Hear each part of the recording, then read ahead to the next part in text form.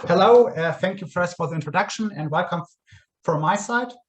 In this talk, we want to study a way of energy harvesting from water waves using a translational alternator here. As a system, we have here a cylindrical floating body, which is moving along a guidance here in the direction of u. And the angle alpha here is adjustable. And we harvest energy using a stator and a translator, whereby the translator consists of permanent magnets and the stator consists of coils.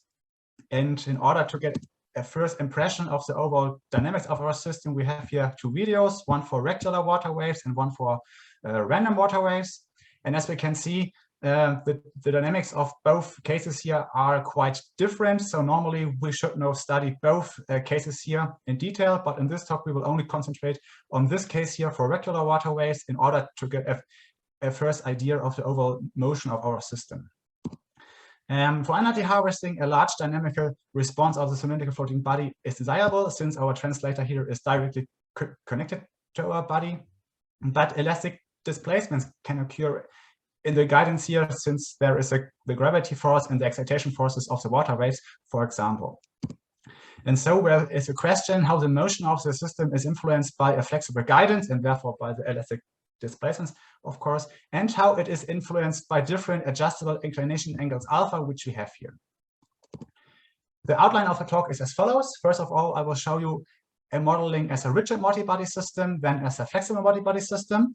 Then we will compare our two modelings using numerical results, and after that we have a summary. But let's go for the modeling as a rigid body system.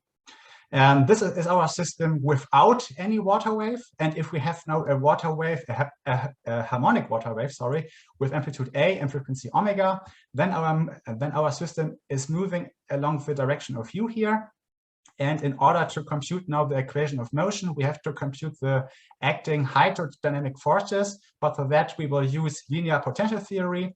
And after some calculations, we get at the end this equation of motion. Thereby, this u double dot is the acceleration of our cylinder. This u dot is the velocity, and the u is the position of our system.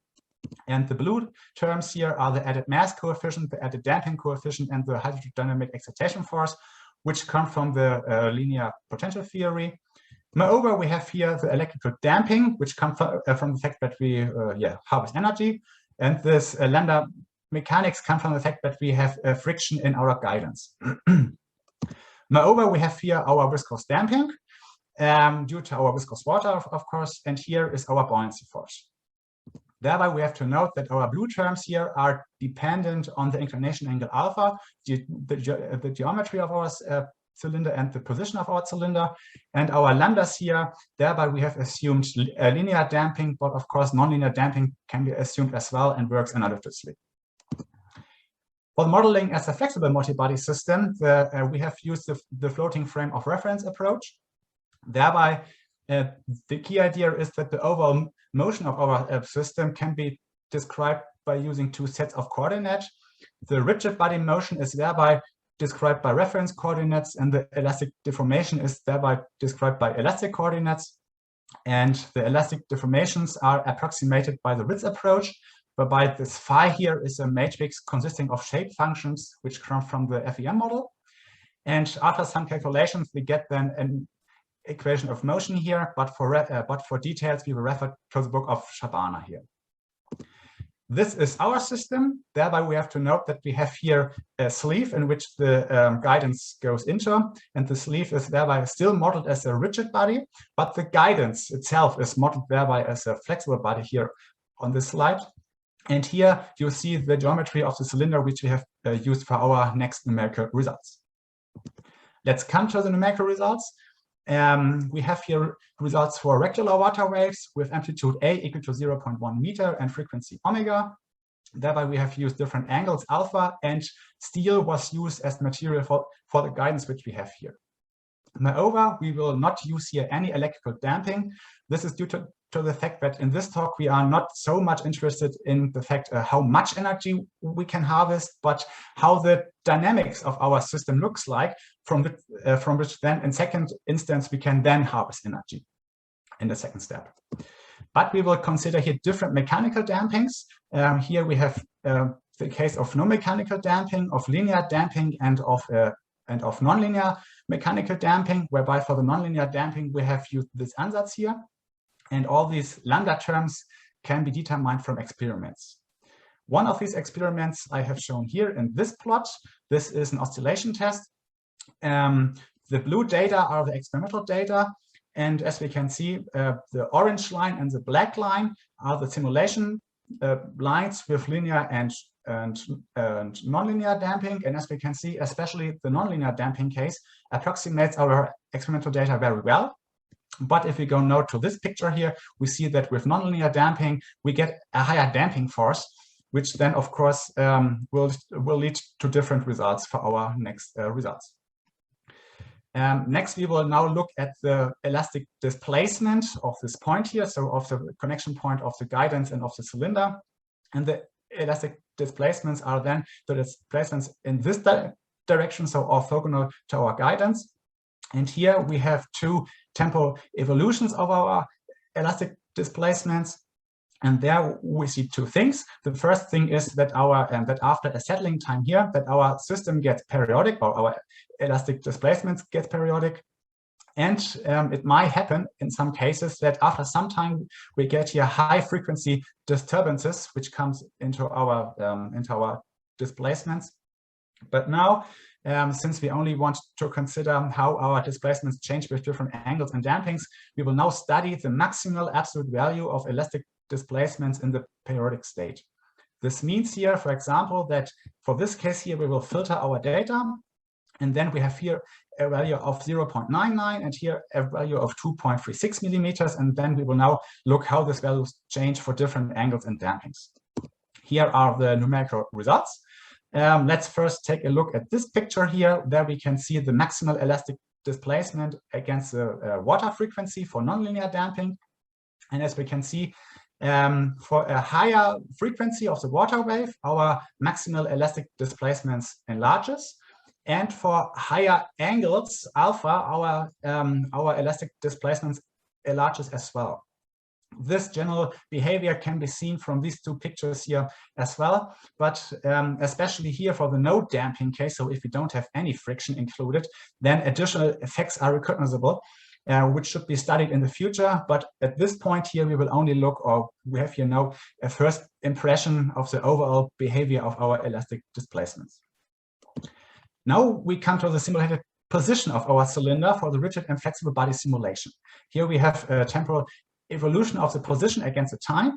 The blue line is the water line, and the orange line is the position of our cylinder for the rigid and for the flexible body simulation. And as we can see, yeah, for this case here, we don't have so much difference between the two simulation procedures. But if we now go to the Vermeer stresses, which are depicted in this picture here, we see that for this time point here, that we have Vermeer stresses included in the guidance, and especially in the transition from our guidance to our sleeve here, we have some high Vermeer stresses included, which may have an effect of the dynamics of our system, but the dynamics of the Vermeer stresses itself should be studied in the future here. But for this talk, we will only look now at the question how the position of our system is changed for different angles and dampings. And therefore, we will now introduce the response amplitude operator, the RAO operator. It's given, shortly said, it's given as the quotient of the amplitude of our system divided by the quotient of the water line. So here we have, for example, a value of 3.4. And here we see the RAO functions against the frequencies here for two different cases. And this here is the case where we have seen in all our simulations largest difference between the rigid and the flexible body RAO function. But we see even for this case here, there are only small differences included between the rigid and the flexible body RAO function. So modeling as a flexible, so the modeling of the guidance as a flexible system don't have so much influence on the overall position of our cylinder.